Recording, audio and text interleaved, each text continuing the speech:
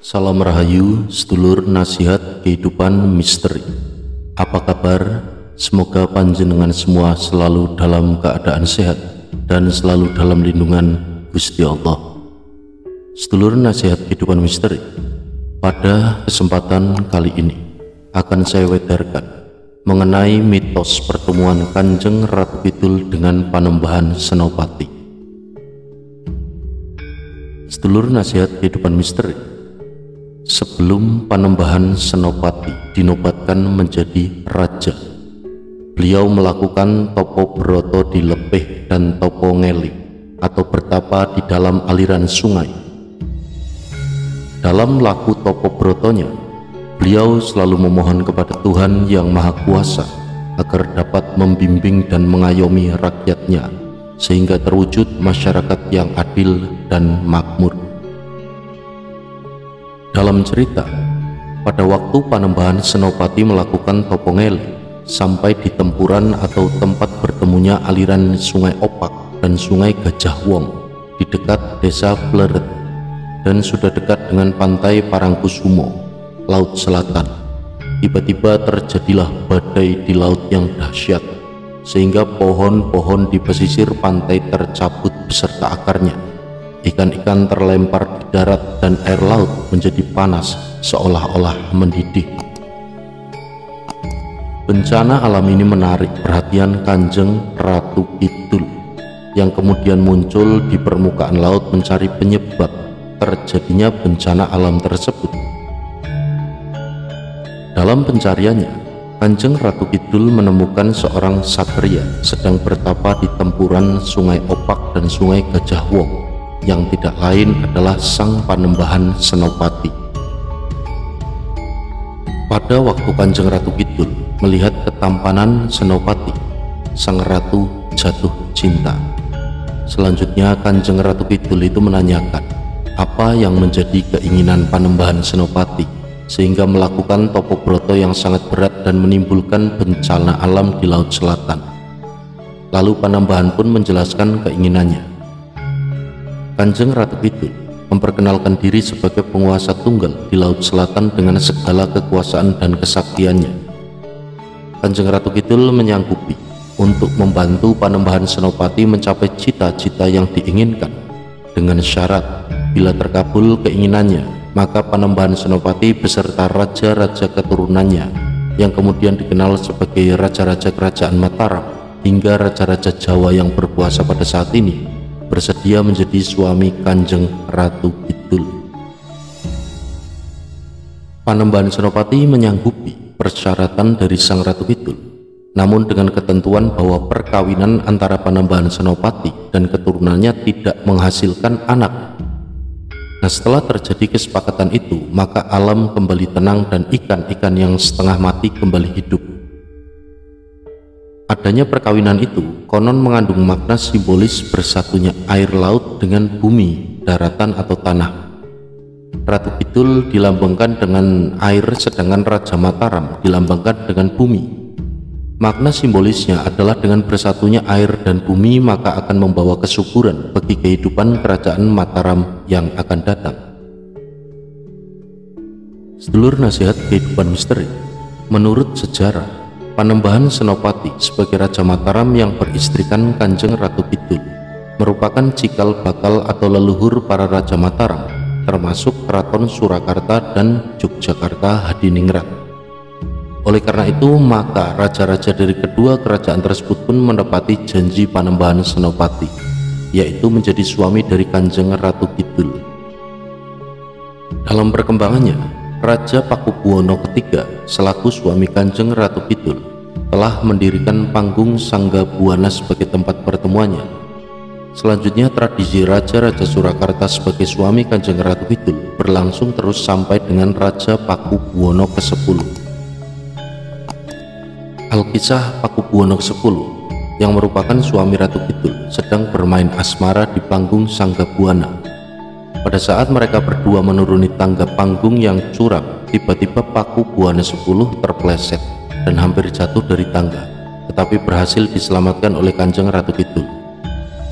Nah, dalam kekagetannya itu, Ratu Kidul berseru, "Anakku ngger, oh anakku.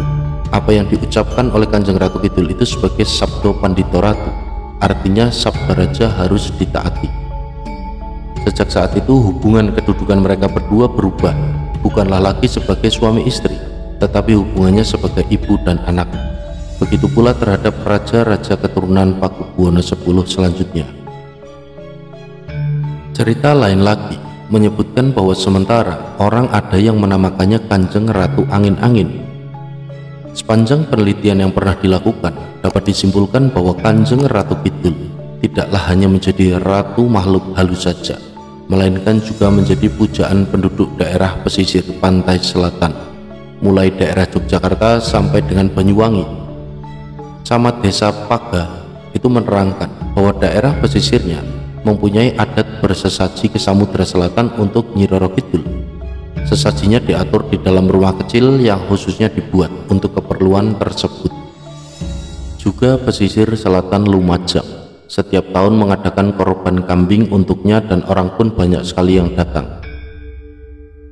Mr. Welter, seorang warga Belanda yang dahulu menjadi wakil ketua Raad van Indi, menerangkan bahwa tatkala ia masih menjadi kontrolir di Kepanjen, pernah melihat upacara sesaji tahunan di Ngeliep, salah satu pesisir pantai selatan Jawa Timur, yang khusus diadakan untuk Nyai Roro Kidul. Ditunjukkannya gambar sebuah rumah kecil dengan bilik di dalamnya berisi tempat peraduan dengan sesaji punjungan untuk Nyi Roro Kidul. Pengalaman seorang kenalan dari Malang menyebutkan bahwa pada tahun 1955 pernah ada serombongan orang-orang yang nanepi atau pergi ke tempat-tempat sepi dan keramat di pulau Karang kecil sebelah timur Ngeliep. Seorang di antara mereka adalah gurunya.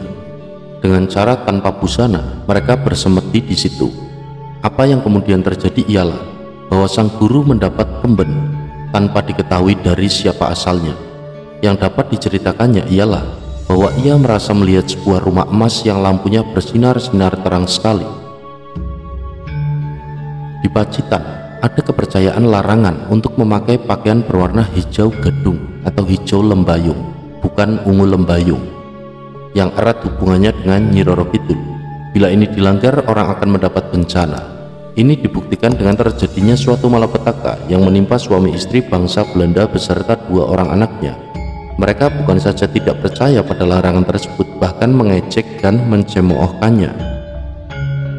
Maka pada suatu hari pergilah mereka ke pantai dengan berpakaian serba hijau. Terjadilah sesuatu yang mengejutkan, karena tiba-tiba ombak besar datang dan kembali ke laut sambil menyambar ke-4 orang Belanda tersebut. Di dalam keraton banyak ditemukan berbagai macam lambang dalam segi kehidupan, dimulai dari bentuk dan cara mengatur bangunan, mengatur penanaman pohon yang dianggap keramat, mengatur tempat duduk, menyimpan dan memelihara pusaka, macam pakaian yang dikenakan dan cara mengenakannya, bahasa yang harus dipakai, tingkah laku, pemilihan warna, dan seterusnya. Keraton juga menyimpan dan melestarikan nilai-nilai lama, mitos yang sangat berpengaruh terhadap kehidupan masyarakat dan komunitas keraton adalah mitos Kanjeng Ratu Kidul. Kedudukan mitos itu sangat menonjol, karena tanpa mengenal mitos Kanjeng Ratu Kidul, orang tidak akan dapat mengerti makna dari tarian sakral Bedoyo Ketawang yang sejak Pakubuwono X naik tahta. Setiap tahun sekali tarian itu dipergelarkan pada acara ulang tahun penobatan raja. Tanpa mengenal mitos itu, makna panggung Sanggabuana akan sulit dipahami. Nah, demikian pula mengenai mitos yang dulu dikenal rakyat sebagai lampor. Gung Praperi Perayangan Ejim Sumiwi Sangsino Prabu Roro Yekti Gede Dewi. Kutipan dari Babat Nitik. Terjemahannya adalah segenap makhluk halus jin bersembah pada sang ratu yang besar tak bertara. Terdapat berbagai macam versi mitos Kanjeng Ratu Kidul, antara lain berdasarkan cerita Pujangga Yosodipuro. Di kerajaan Kadiri terdapat seorang putra Raja Jenggala yang bernama Raden Panji Sekartaji yang pergi meninggalkan kerajaannya untuk mencari daerah kekuasaan baru. Pada masa pencariannya sampailah ia di hutan Sigaluh yang di dalamnya terdapat pohon beringin berdaun putih dan bersulur panjang yang bernama Waringin Putih. Konon pohon itu merupakan pusat kerajaan para lelembut atau makhluk halus dengan Sang Prabu Banjaran Seta sebagai rajanya. Berdasarkan keyakinannya akan daerah itu, Raden Panji Sekartaji melakukan pembabatan hutan sehingga pohon waringin putih tersebut ikut terbabat. Dengan terbabatnya pohon itu, sang raja lelembut yaitu Prabu Banjaran Seta merasa senang dan dapat menyempurnakan hidupnya dengan langsung musnah ke alam sebenarnya, di mana seharusnya ia berada. Kemusnahannya berwujud suatu cahaya yang kemudian langsung masuk ke tubuh Raden Panji Sekartaji sehingga menjadikan dirinya bertambah sakti. Alkisah Ratnaning Biah Angin-Angin adalah saudara perempuan Prabu Banjaran Seta yang kemudian menikah dengan Raden Panji Sekartaji yang selanjutnya dinobatkan sebagai raja. Nah, dari hasil perkawinannya pada hari Selasa Kliwon lahirlah putri yang bernama Ratu Hayu. Pada saat kelahiran putri ini menurut carita dihadiri oleh para bidadari dan semua makhluk halus. Putri tersebut diberi nama oleh eyangnya, Eyang Sindula, yaitu Ratu Pagedongan, dengan harapan nantinya akan menjadi wanita tercantik di jagat raya. Setelah dewasa, ia benar-benar menjadi wanita yang cantik tanpa cacat dan wajahnya mirip dengan wajah ibunya bagaikan pinang dibelah dua.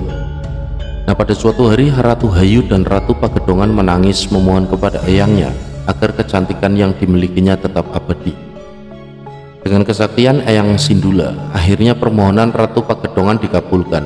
Ia menjadi wanita yang cantik, tidak pernah tua atau keriput dan tidak pernah mati sampai hari kiamat. Dengan syarat ia akan berubah sifatnya menjadi makhluk halus yang sakti mandraguna, tidak ada yang dapat mengalahkannya.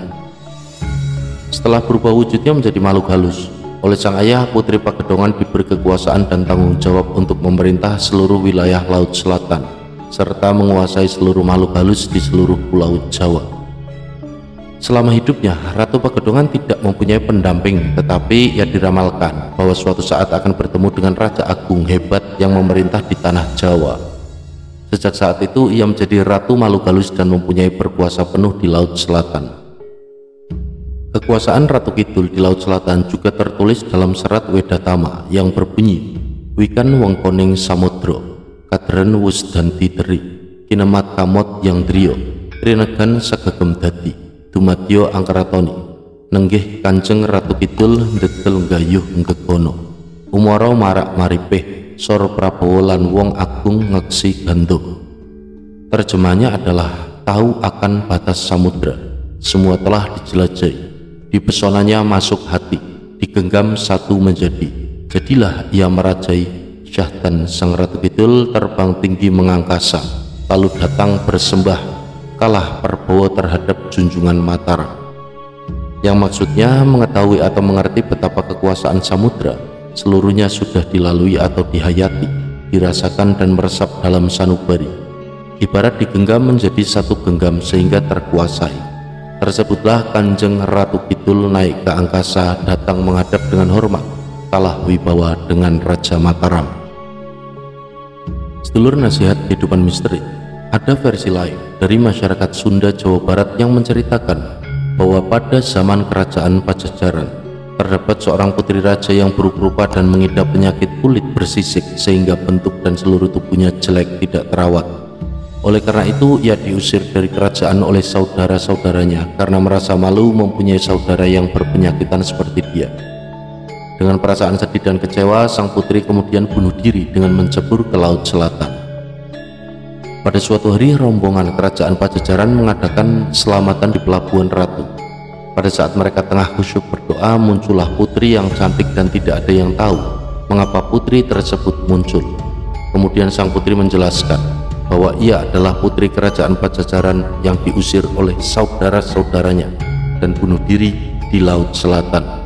Namun sekarang telah menjadi Ratu Makhluk Halus dan menguasai seluruh Laut Selatan. Selanjutnya oleh masyarakat ia dikenal sebagai Ratu Kidul. Sedulur nasihat kehidupan misteri, dari cerita-cerita mitos tentang Kanjeng Ratu Kidul, jelaslah bahwa Kanjeng Ratu Kidul adalah penguasa lautan yang bertahta di Laut Selatan dengan kerajaan yang bernama Keraton Bale Soko Thomas. Matur sebanun sedulur nasihat kehidupan misteri. Mugi rahayu sabu dumadi.